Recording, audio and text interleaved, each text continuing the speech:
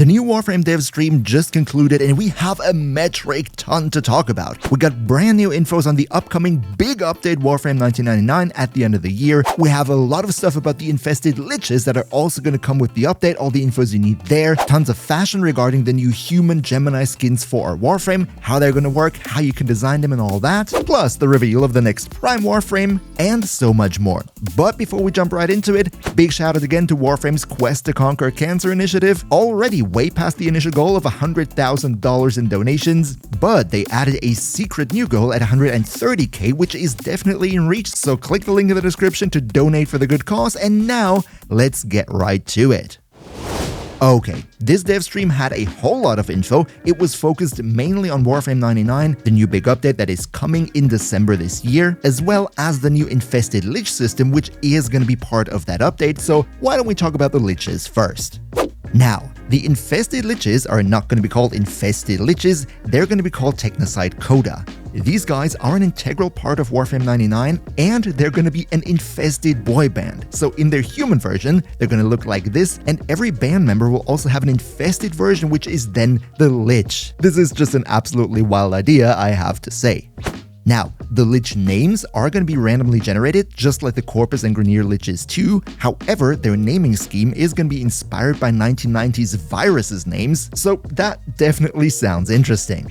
Next, in contrast to Corpus and Grineer Liches, here, every Lich will be guaranteed to have one cosmetic item as a drop when you finally beat them. These drops, though, are not only going to be ephemeras, they can also be all other sorts of things, like for example floofs for in your orbiter or other cosmetics for your Warframe. But for most of us, we're not doing the Liches for the cosmetics, of course, we are doing them for the weapons, so let's dive into that next. The Technocide Coda will work a bit differently when it comes to the weapons as the Corpus and Grineer Liches.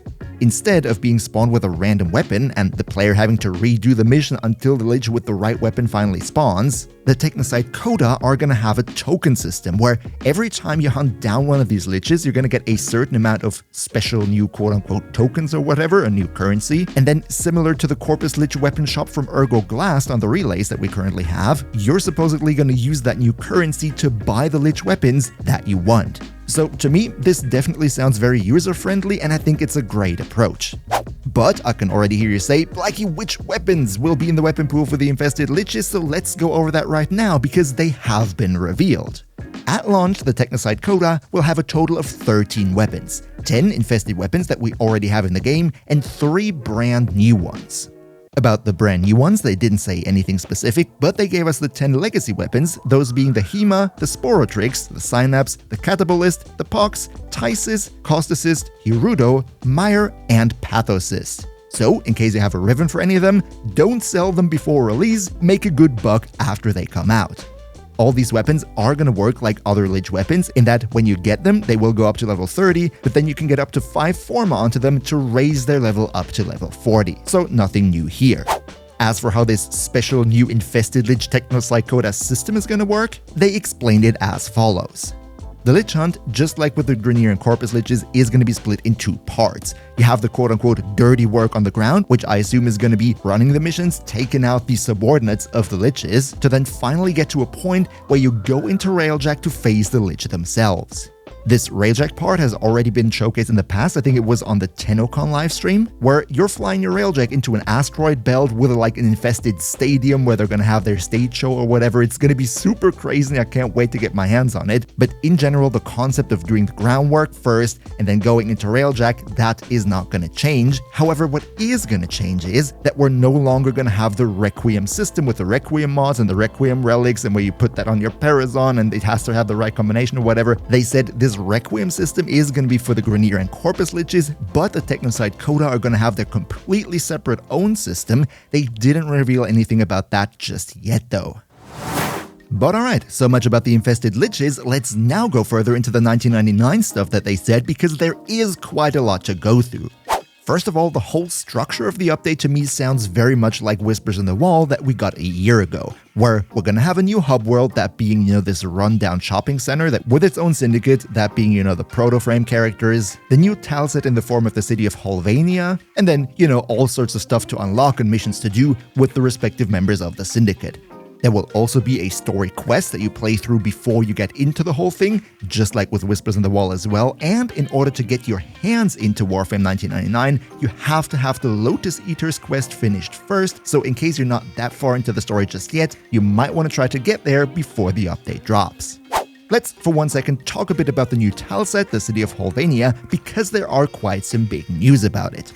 First of all, the devs now officially confirmed that this is not going to be an open world. It is going to be a procedural tileset, like I also assumed when I played the demo a couple days ago. But as I also said in my demo gameplay, these city blocks feel way bigger and also more vertical than your standard quote-unquote Warframe tileset, so I think this being not an open world is not a bad thing. Next, and this is very new, this tileset is going to have 4 seasons: summer, autumn, spring, and winter. And for each and every season, it's going to look drastically different. Unfortunately, we've only seen these 4 screenshots, so no actual live gameplay from the different seasons. But just the variety in visuals is absolutely crazy, and I love the look of it. Like, it looks truly next-gen, truly Warframe, well, 2024. As for some concerns that have been voiced over the demo, the devs did listen to that. I kind of feel like they watched my video because they bring up the main points of criticism that I had in that video. That being that they revamped the bike controls. I think not only me, but also a lot of other people's voiced their concern about it, and now it looks much better. And also, I read in the comments that a lot of players had problems with their performance, especially like on the consoles or on older PCs. And the devs did say that they are looking into it, so hopefully the final release of Warframe 99 is going to play much smoother than the demo did. Another thing that a lot of people have been asking is the AX-52 rifle. Are we going to get that back? And if yes, how? First of all, yes, we are going to get that back, and second, they said it's going to be purchasable as a blueprint probably again from one of the Protoframe characters in the hub world. So in case you didn't get your AX at TennoCon, you will soon be able to get your own.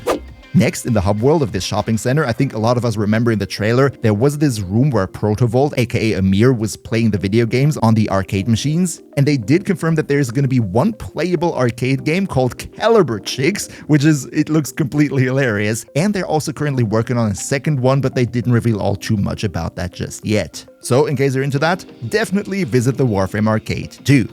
Next, for Warframe 1999, we're also going to have 90s themed Drifter cosmetics. They did showcase 3 different outfits, those being a sporty, a military, and a goth sort of emo style. But they also teased, as I previously mentioned, if we get over the $130,000 donated for Quest to Conquer Cancer, they teased that there might be a 4th outfit that they bring into the game for us. So, as I said previously, link in the description.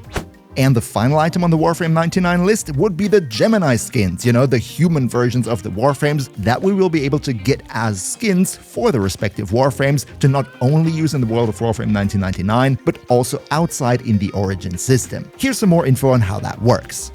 First of all, one thing that I noticed in this quick clip right here is that the hair physics and general the look of the hair of the characters looks absolutely amazing, like super nice. I can't really put it in words, but it looks very cool and very sleek. And then for the skins themselves, they're not just going to be skins, they're going to be like whole character personalities with, what they said, hundreds of voice lines for different things that the character does. For example, if you mark a point on the map, or you reload, or something happens, the Protoframe characters are all going to have various different voice lines that they bring whenever certain things happen.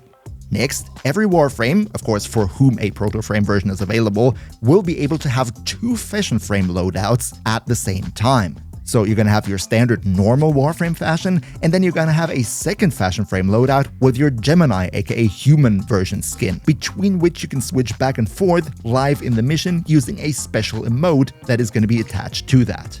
As for the customization of these Gemini skins, there is going to be quite a lot that we can do here. For example, we can fully change the hair color. Unfortunately, they couldn't show that in the stream just yet, but they confirmed it would be possible. We can change the normal color scheme of the body, just like for the Warframes too.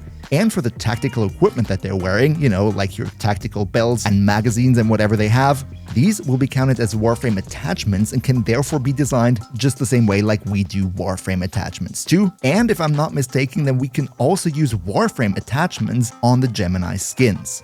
Oh yeah, and now that we're already speaking about skins, there are also going to be a massive 11 different skins for the Automa cycle, aka for the bike that we're going to use in Warframe 1999. I'm just quickly going to put you all 7 that they showed in the stream in the background right here as we're going to talk about them, but in my opinion they all look super great, super nice, one better than the other, and I think for every taste there will be one out there.